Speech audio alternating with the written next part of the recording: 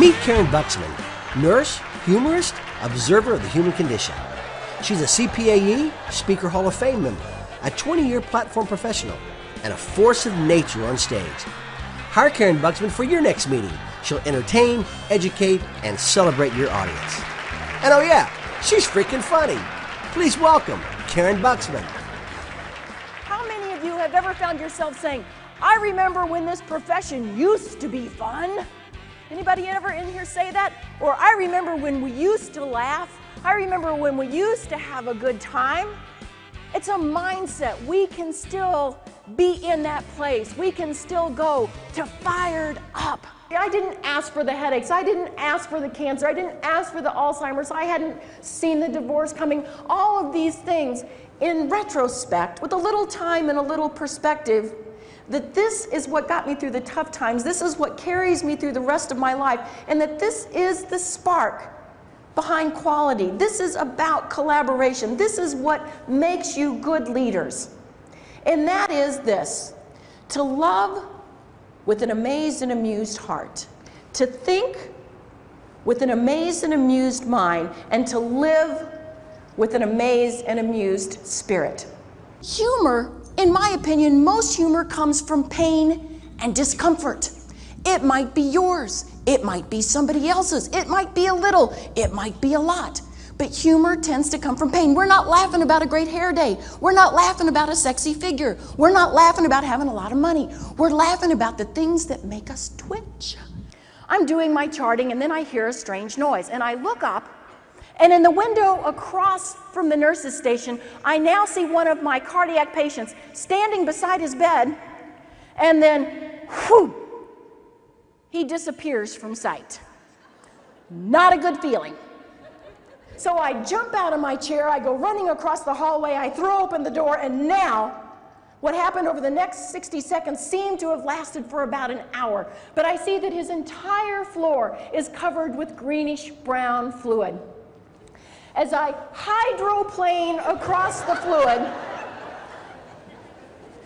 I'm a new grad. I'm continuing to think positive thoughts. I'm thinking I'm going to slide across this fluid. I'm going to land on both feet and I'm going to save the day. This did not happen. And as I'm going like this, going, hydroplaning, all of a sudden, whew, I fell on that floor so hard my head bounced off the linoleum. But being a good nurse, I immediately rolled over to assess my patient. He's trying to get up and whoom, he falls again. I tried again. Whoom, he tries. Whoom, I try to get up. Whoom, he tries again. Whoom. How many of you are old enough to remember seeing Bambi on ice?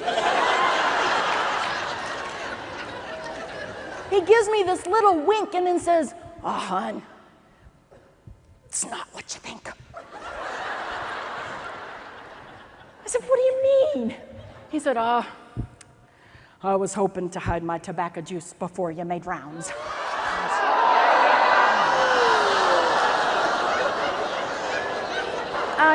I know.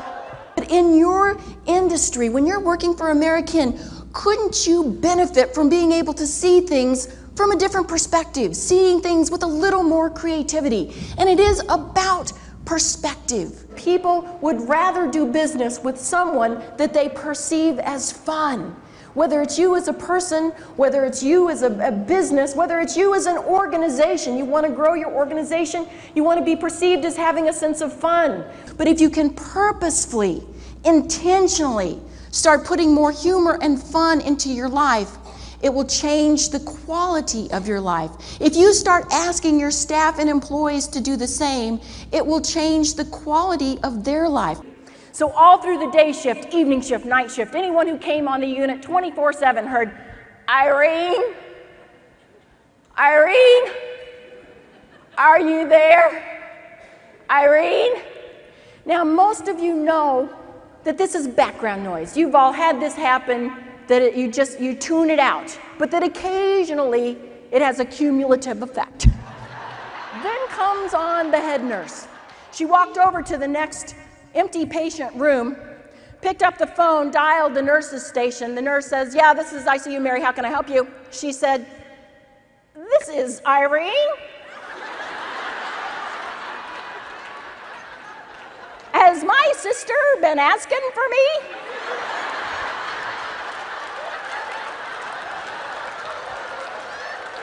When it's humor just for itself, it's entertainment. What it's really about is connection. This is a serious business strategy, but it's about the connection. When you connect humor to health, this is therapeutic. When you connect humor to education, it's enlightenment. And when you connect humor to business, it's profitable. I lean back and close my eyes, and I'm immediately in the zone. And then I hear the flight attendant say, "All right, everybody, listen up. There may be 50 ways to leave your lover, but there's only 4 ways to leave this plane."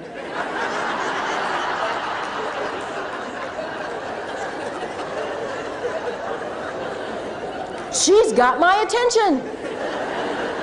We're drawn to the healthcare industry by our personality. And it's called the type E personality, the person who tries to be everything for everybody. Finally, at the end of an extremely long evening, she heads for home, makes sure the baths and homework is done, one more run around the house for any more dishes or laundry, and finally, at the end of an extremely long day, she makes her way to her room and she collapses on her bed, absolutely exhausted. And then her husband rolls over.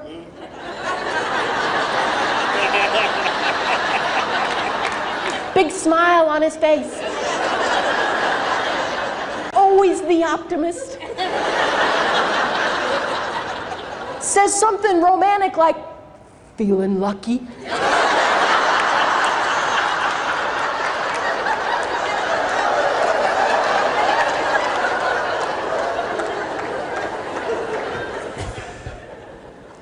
The last part of going from burned out to fired up is living with an amazed and amused spirit. You know, one of the very first things in living with an amazed and amused spirit is to be in the moment. Sounds simple, but it's not easy. Because we're so busy going all these different directions, and we got places to go, and we got meds to pass, and blood to hang, and pre-ops to give, and assessments to take, and making sure that everything's going to be okay with our patient either before or after their surgery, that it's really sometimes difficult to slow down and be in the moment. But I'm going to tell you, when you have the opportunity, when you make the opportunity to be in the moment, it's amazing and amusing what opens up in front of you. And when those opportunities open up, to be brave enough to step outside your comfort zone. Maybe be a little silly, maybe be a little foolish, maybe take time to play. But you're leaving a legacy, and many of you don't even know what that legacy is, and I think maybe you could live your legacy with purpose. And if you have an amazed and amused heart, you will be fired up, and your purpose and your legacy will be one that people talk about for years to come, even if they never even knew you. He walks up to the couch, puts his hand deep in his pocket, pulls out all of his loose change, and now he proceeds to shove all the loose change in between the cushions of the couch. I'm looking at him, and what in the world are you doing? And he gives me this big goofy smile, and he says, "Ma'am, we're not going to be here to see it, but someday somebody's going to find so much fun finding the money in this couch." And I'm thinking, you need a hobby. But back in 1998, years later, Doug and 4 colleagues of mine were on their way to present a program on humor to nurses during Nurses Week, and an 18-wheeler lost its brakes. And everybody in the car was vaporized. And it was a period of very deep sadness on my part, and I was trying to bring back memories of Doug that would lift me up. And I remembered this particular story, and then it struck me the absolute wisdom and brilliance of what he had done. Because here's the thing, it was an act of kindness, and he didn't care that he wasn't going to get the credit. And he didn't even care that he wasn't going to be there to witness the event.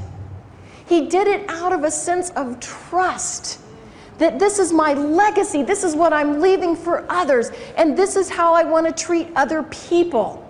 But let me leave you with this, because I think particularly for you wonderful people, these are the words I would like for you to remember me by. To see the joy and wonder amid the pain in a baby's first cry, or a loved one's last breath. To be incredulous over your own uniqueness, for never before or ever again will there be another with your thoughts, your talents, your potential. To marvel at the individuality of others and the richness they bring to your life, for they complement you and they complete the work of the world.